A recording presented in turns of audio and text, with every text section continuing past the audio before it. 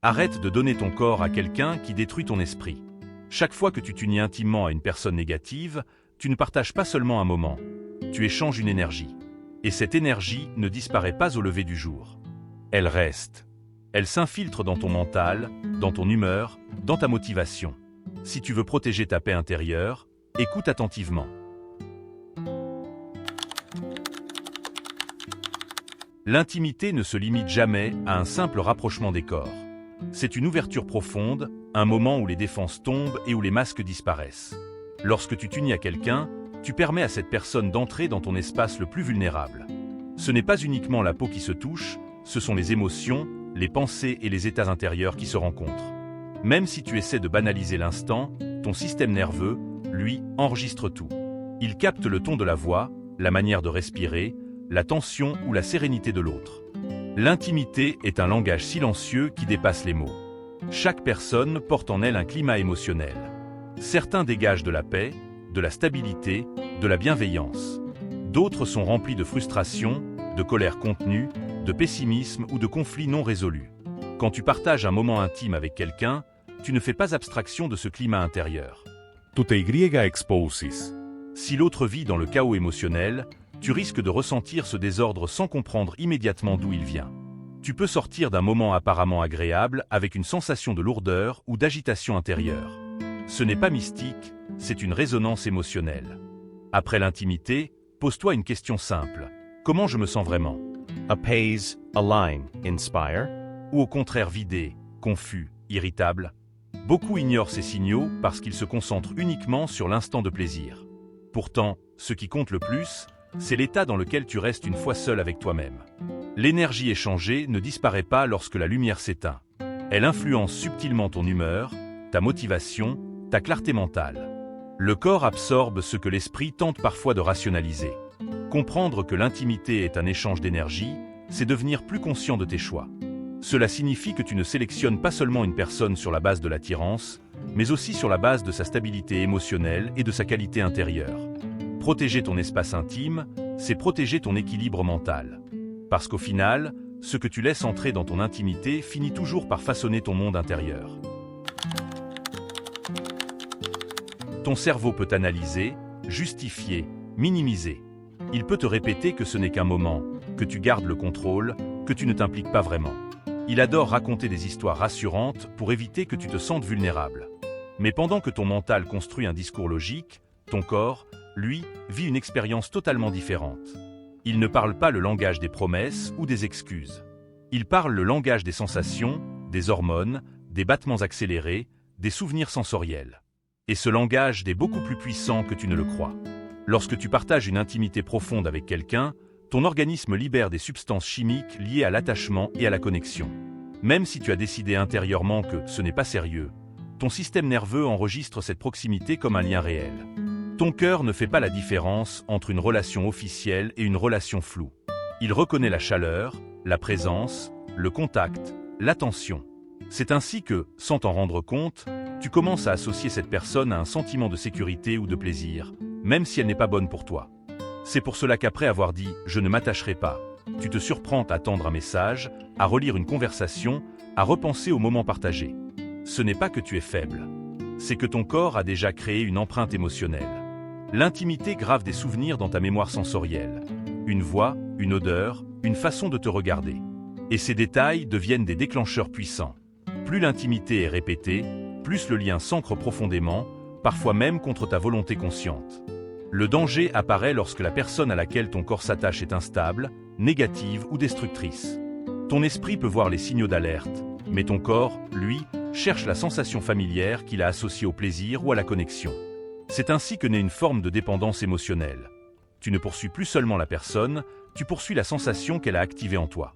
Et si cette énergie est toxique, tu te retrouves lié à quelque chose qui te vide intérieurement, tout en ayant l'illusion que tu choisis librement.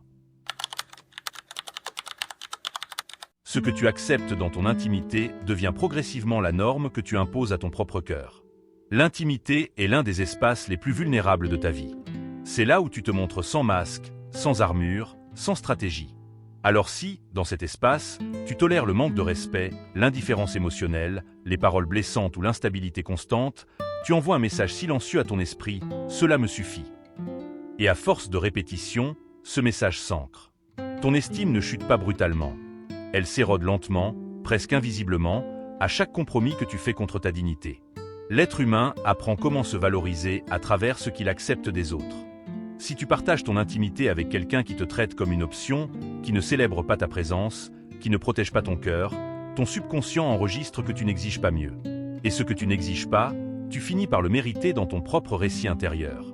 Tu peux te dire que tu es fort, indépendant, détaché.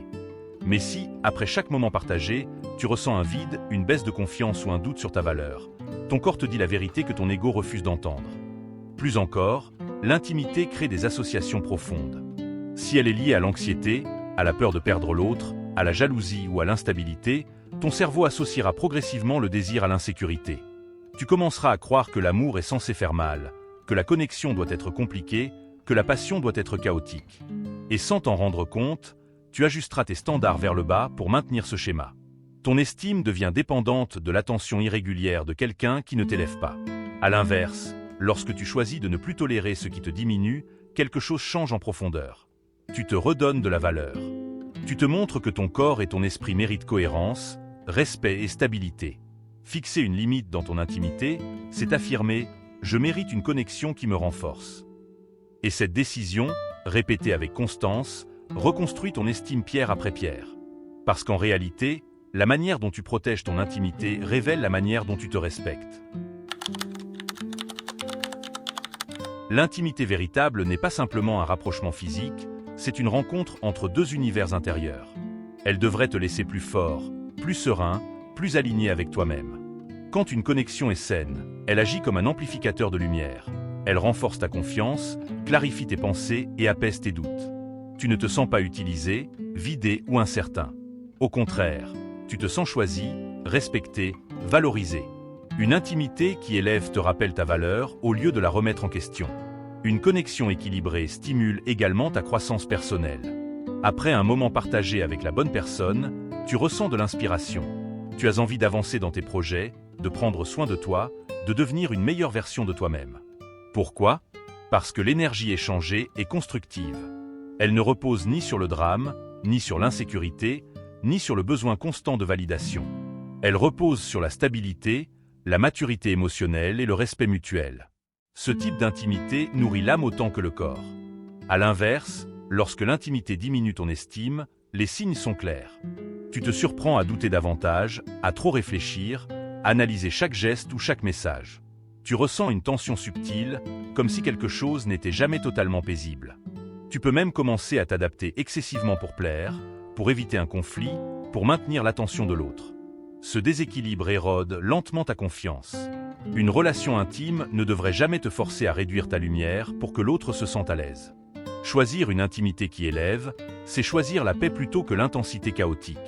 C'est comprendre que la passion ne doit pas être synonyme de turbulence permanente. La bonne connexion te laisse avec un sentiment d'expansion intérieure, pas de contraction.